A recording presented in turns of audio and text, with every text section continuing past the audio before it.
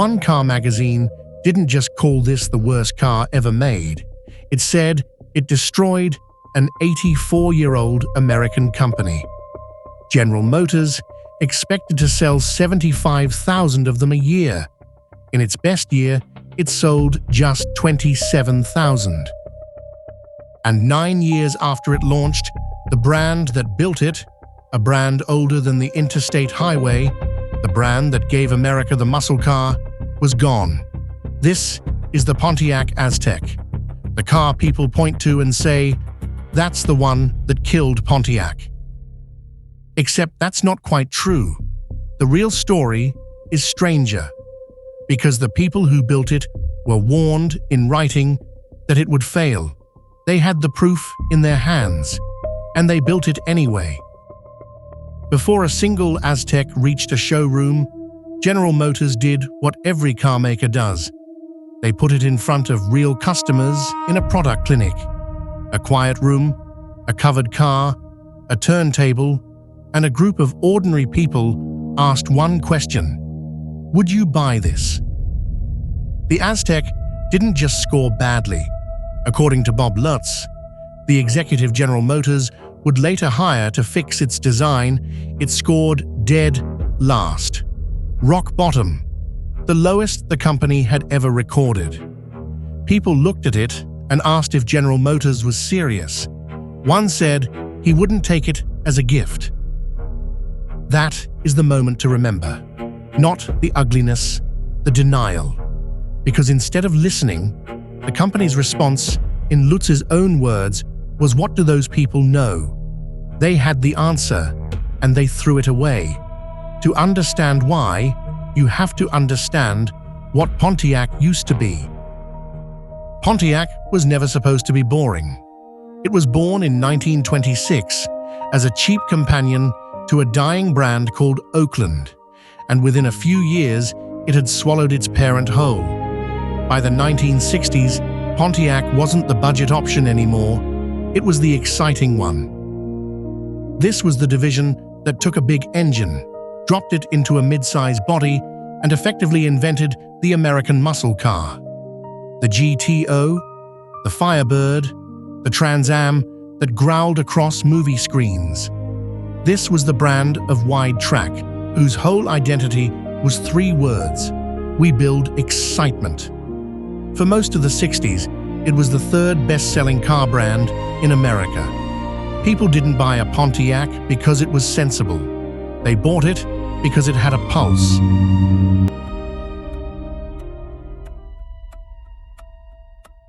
So when General Motors went looking for a car to prove it could still take risks, Pontiac was the obvious place to do it. The problem was how they decided to do it. In the mid-1990s, GM's chairman was a man named John Smale. And Smale didn't come from cars. He came from Procter & Gamble, the company that sells soap and toothpaste, by asking customers exactly what they want and giving it to them. He brought that thinking to Detroit, run the focus groups, listen to the data. On paper, it sounds reasonable. In practice, it meant something dangerous: design by committee. And the leadership added a second rule. 40% of all new GM products they decreed had to be innovative. Not better, not more profitable. Innovative, a box to tick. Suddenly, anything that looked radical got the green light, whether or not anyone actually wanted to drive it. Into that machine came an idea that was genuinely ahead of its time.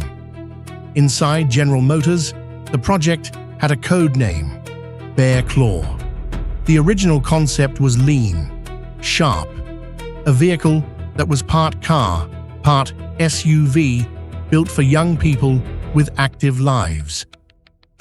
When it appeared at the Detroit Auto Show in 1999, it got people excited because the concept had spotted something nobody else had: the crossover, the exact shape of car that 20 years later would take over the planet.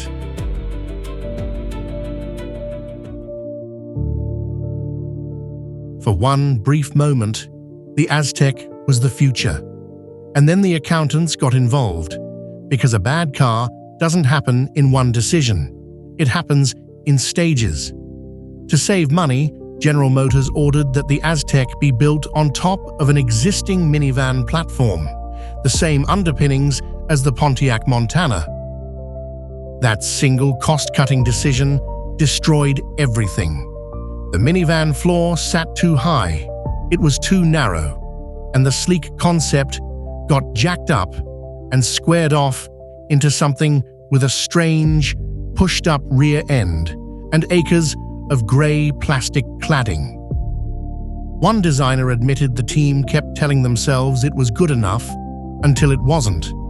In the words of one GM official, by the time it was done, it came out as a horrible, least common denominator vehicle, where everyone said, "How could you put that on the road?"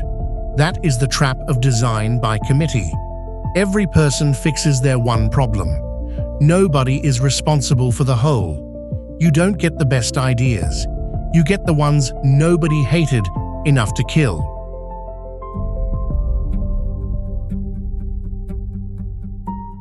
In the summer of 2000, General Motors launched it anyway, with total confidence.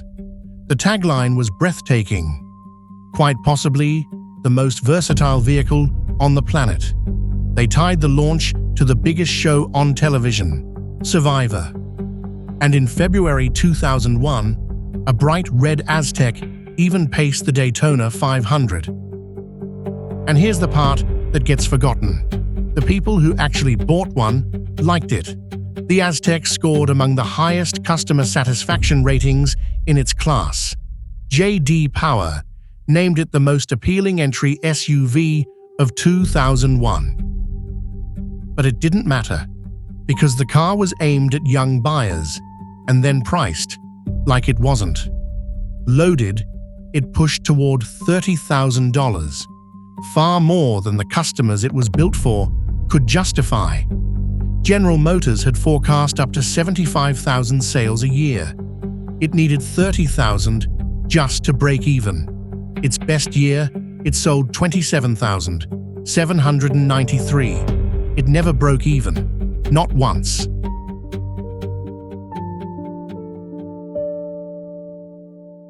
So, did the Aztek kill Pontiac? Here is the honest answer. No, not by itself. A single, slow-selling crossover doesn't end an 84-year-old company. But the Aztek was something worse than a flop. It was a symptom, and then it became the symbol. Everything that was wrong with the Aztek was wrong with General Motors. Cutting corners by sharing platforms across brands, watering down decisions until no one was accountable, selling the same car with 5 different badges until none of them meant anything. Pontiac had once stood for excitement. By the 2000s, it stood for whatever was left over after the committee finished. The Aztek didn't drain the patient. It was the X-ray that showed the disease. Then, the bill came due. In 2008, the financial crisis hit, and General Motors, bloated, slow, and burning cash, ran out of room. The company that once seemed too big to fail filed for bankruptcy and survived only on a government bailout that would total more than $50 billion. And the rescue came with a condition.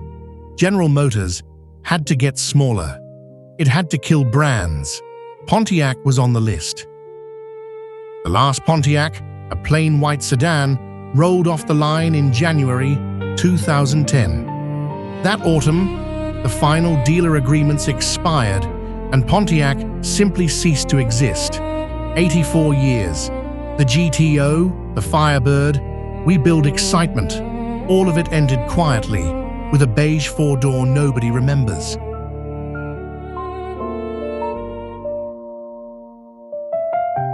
And this is where the story does something almost no failure ever does.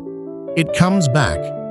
In 2008, a new television show put a mild-mannered chemistry teacher behind the wheel of a faded green Aztek because the producers wanted the most boring, beaten-down, invisible car in America. The show was Breaking Bad. The teacher was Walter White. And as that character became one of the most famous on television, his ugly, unloved Aztek became famous with him. Suddenly, the punchline was cool. By 2015, the Aztek was one of the most searched used cars among young buyers, the very crowd it had been built for 15 years too early. But the deeper irony is the one you can see from any driveway in the world. Look outside. The roads are full of tall, practical, car-based crossovers. That is the Aztek's idea. The Aztek wasn't wrong about the future. It was just the ugliest possible version of being right. So, the ugliest car that killed a brand, the truth is gentler and harsher. The Aztek didn't kill Pontiac. The thing that killed Pontiac is the same thing that made the Aztek ugly. A company so afraid of a clear decision that it let everyone have a say and no one take the blame. They were handed the answer in a quiet clinic room by ordinary people who told them the truth. And they said, "What do those people know?" The Aztek wasn't the disease. It was the warning. And the real tragedy isn't that General Motors built the ugliest car in America, it's that they were told, and they built it anyway.